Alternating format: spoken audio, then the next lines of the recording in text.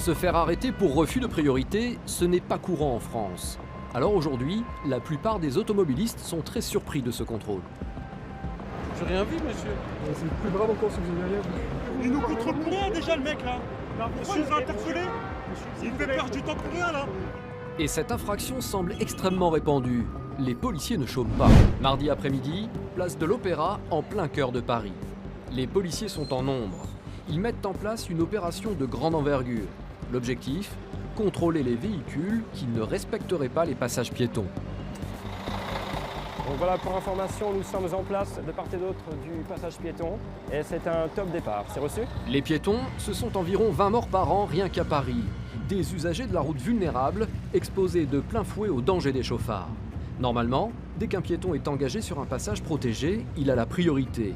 Une des bases du code de la route, très peu respectée. L'infraction là, c'est en fait le refus de priorité à un piéton qui est régulièrement engagé sur le passage. C'est au véhicule de se stopper et non au piéton qui est engagé, qui doit se faufiler entre les voitures et les véhicules. Donc ici, c'est assez important. Donc c'est une infraction donc, à 90 € et avec une part de points qui va avec. 4 points, c'est ce que risquent les automobilistes indélicats. Et à peine installé, Freddy repère le premier contrevenant. Une Audi, infraction refus priorité pour l'Audi. La voiture est stoppée un peu plus loin par une autre équipe de police. Vous avez franchi un passage piéton, il y avait des piétons qui étaient engagés, vous aurez refusé la priorité, vous serez verbalisé pour ce motif. Moi? Oui, oui. Comment ça? On sait pas comment ça, je vous le dis. Ouais, mais c'est quoi l'affaire? Je comprends rien. Se faire arrêter pour refus de priorité, ce n'est pas courant en France. Alors aujourd'hui, la plupart des automobilistes sont très surpris de ce contrôle. J'ai rien vu, monsieur. C'est plus grave encore si vous avez rien vu. Il nous contrôle pour rien déjà le mec là. Pourquoi il nous a interpellés? Il fait perdre du temps pour rien là. Et cette infraction semble extrêmement répandue. Les policiers ne chôment pas. Écoutez, oui, en moins de 10 minutes, on en est à 3 et on est obligé pour l'instant de faire une pause parce que le dispo est complet. Effectivement, ici, c'est un endroit où on ferait que ça toute la journée. Hein. C'est impressionnant. Halte police, vous stationnerez sur la gauche, monsieur. Même les professionnels de la route, censés être habitués aux piétons, se font prendre. Un taxi vient d'être intercepté. Refus de priorité piéton. Je vais vous demander. Eh oui, je vais vous demander de me sortir votre permis de conduire, s'il vous plaît. Bah, j'ai vu au dernier moment en fait qu'elle était au milieu du piéton, je l'avais pas vu. Sinon je me serais. C'est bien ça le problème. Ce qui est inquiétant, c'est que vous ne l'avez pas vu. Tous les piétons, des fois ils viennent à une vitesse super vite, vous voyez. Et du coup, on hésite à freiner et qu'on on rentre dedans ou alors, vous voyez. Là, j'ai cru faire la meilleure des choses possible, mais. Verbaliser les conducteurs parisiens, une tâche difficile pour les policiers. Dans la capitale, beaucoup se croient seuls sur la chaussée et refusent la sanction. Madame, bonjour. Donc mes collègues vous ont expliqué le pourquoi du contrôle, c'est ça? Refus de priorité à un piéton qui est régulièrement engagé dans la traversée d'une chaussée. C'est bien, on met en couleur à la télé là, c'est quoi? Oui, bah maintenant, en 2015, heureusement, madame. Sauf que la verbalisation elle arrive où, monsieur? À votre domicile. Ah bah non, c'est mon travail. Donc ça arrive à votre travail, madame. Bah c'est très bien, je vous remercie. J'espère que vous perdrez un jour le vôtre. Au revoir. En France, en tous les cas, effectivement, on a peut-être un petit peu moins le respect du piéton. Dans d'autres pays, effectivement, où dès l'instant qu'il est engagé, ça se stoppe et il y a un comportement qui est complètement différent. Si les voitures sont les premières concernées par ce contrôle, les deux roues sont eux aussi soumis aux mêmes lois, à leur grande surprise. Apparemment, j'ai pas laissé passer un piéton. Un refus de piéton. Un refus de piéton qui n'avait pas encore commencé à démarrer sur le piéton. C'est la vote de combien sans indiscrétion? C'est 90 €. Combien? 90 €. Voilà, c'est une grande plaisanterie là. Non, monsieur, pas 90 €, c'est pas possible. Mais c'est pas au choix, et là, c'est le code de la route qui le dit, c'est pas moi. Non, mais bon, on aurait pu me dire, bon, faites attention la prochaine fois, quoi. On peut pas, genre, je ferai vraiment attention. Non, non, non, vous pouvez c'est pas négociable, madame. Pas aujourd'hui. 90 €, la note est salée. Mais selon la police, toucher au porte-monnaie, c'est le seul moyen de faire changer les mentalités. Pourquoi vous faites un grand truc comme ça là? Qu'est-ce qui se passe en ce moment? Pourquoi? Parce qu'il y a trop de morts. Oh, Trop de blessés. Arrêtez. Ben oui, Oh, arrêtez. c'est dangereux. Les piétons, ce sont des personnes vulnérables. Mais non, c'est pas. Ben si. Arrêtez. On va passer. Ouais. La police. Malgré leur récrimination, les deux scooters sont verbalisés, non sans un dernier reproche aux policiers. Ça a été dur. J'étais dur, mais non, il n'y a de pas, l'argent aujourd'hui. il y a pas plus gentil que moi. Non, mais ça se voit. Ah bah voilà. Enfin un qui le reconnaît, Non, ça me fait plaisir. Votre métier, je l'approuve. Maintenant, pour des bêtises comme ça, je dis que vous avez autre chose à faire, quoi, c'est tout. Quand tout le monde nous fait chier partout, on se fait voler nos sacs, on se fait renverser nos scooters, personne n'est jamais là. Et là, Avec tout ce qu'on entend, tout ce qui se passe, et voilà, dommage. Dommage. ils sont jamais là au bon moment quand il faut en fait. Jamais. Oh merde. Tout chaud, les scooters. Tout chaud, le monsieur sera là pour constater que c'est votre... Il m'a touché, hein. Allez le voir.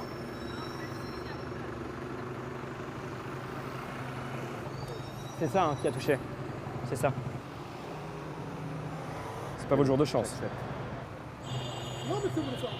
Non, c'est pas pour ça, monsieur. Je ne ferai pas ce plaisir-là pour t'arriver de travailler aujourd'hui.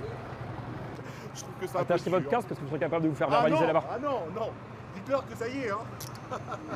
Allez, bonne journée monsieur. Au revoir. Au revoir. Pardon. Pour Freddy, la journée va se poursuivre avec des contrôles à l'improviste. Il est à l'affût du moindre écart de conduite.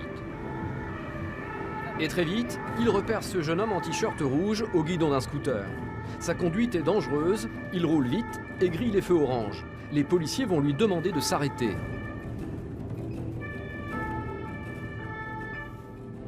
Vous avez une pièce d'identité monsieur? Vous avez quel âge? 16 ans. 16 ans? C'est un combien de centimètres cubes? Comment? C'est un combien de centimètres cubes? Vous savez pas, vous prenez un véhicule, vous savez pas ce que c'est? Parce que ça, à mon avis, c'est un 125, monsieur. Vous avez l'assurance du deux roues? Là, je sais pas. Regardez si vous avez l'assurance.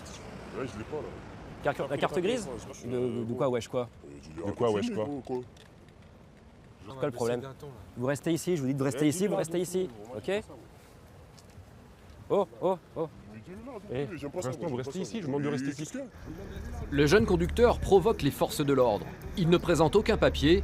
Freddy décide de l'interpeller. Bon, monsieur, vous venez avec nous, ok? Allez, vous montez. Hop. Bah, 525, il a 16 ans, donc par définition, il a aucunement le droit de conduire cet engin. Donc à partir de là, c'est un délit. C'est un défaut de permis de conduire. Voilà. Le mineur est amené au poste de police. Il est placé en garde à vue. En remplissant son rapport, Freddy va de surprise en surprise. Le pédigré de ce jeune garçon est impressionnant et il n'en est pas à son coup d'essai. Combien d'antécédents? Moi, ce que je vois, 1, 2, 3, 4, 5, 6 et 7 avec le nôtre. Donc 7 antécédents. À cet âge-là, c'est beaucoup. Et ce n'est pas tout. Monsieur, asseyez-vous. Alors que Freddy procède à l'audition de ce mineur, il lui annonce que les services de police viennent de faire une autre découverte. Alors, il y a un petit changement. Pas en votre faveur, hélas. Le véhicule que vous conduisez est signalé volé. D'accord? Donc, conduite sans permis plus recel de vol de véhicule. Pour l'adolescent, les nouvelles sont très mauvaises. Le propriétaire du scooter a porté plainte. Donc, c'est un scooter qui a été volé avec les clés. D'après la victime, il a oublié tout simplement de récupérer les clés sur la selle du scooter. Donc c'est un vol avec les clés du véhicule. Donc sans doute que quelqu'un est passé par derrière et a récupéré l'engin. Ok. Est-ce que vous savez à qui appartient le scooter sur lequel vous étiez hier? Non. Où est-ce que vous avez eu le scooter? À Paris. Ok. Il était stationné, il était comment? Il était stationné. Alors, le scooter ne vous appartenant pas, pourquoi l'avoir pris? Vous n'avez qu'à pas laisser ses clés. Vous n'avez qu'à pas laisser ses clés. Pour le jeune homme, le responsable de ce vol, ça ne serait donc pas lui, mais le propriétaire du véhicule. Une attitude nonchalante qui ne plaide pas en sa faveur. Est-ce que vous reconnaissez l'infraction de recel de vol? Je vais imprimer, je vais vous faire relire. Ok. Et puis après, on va faire un avis auprès du parquet. Finalement, la décision de justice sera très rapide. Quelques heures plus tard, le procureur décide de relâcher l'adolescent. Il n'écopera que d'un simple rappel à la loi. Une absence de peine qui peut démoraliser les forces de l'ordre, même si Freddy préfère rester pragmatique. C'est plutôt clément, non? Ah, c'est plutôt, oui, très clément, oui. Un rappel à la loi, on ne peut pas... Oui, c'est très bien pour lui. Pourriez-vous dire, ouais, tout ça pour ça, quoi. Ah ben non, c'est le jeu, on a fait notre travail, on l'a interpellé, on l'a auditionné, placé en garde à vue, auditionné. On va pouvoir restituer le véhicule volé à son propriétaire dans la journée. Rappel à la loi, on peut avoir mieux, on peut avoir pire, donc ça reste une décision de justice, donc on va dire que je suis satisfait de cette décision.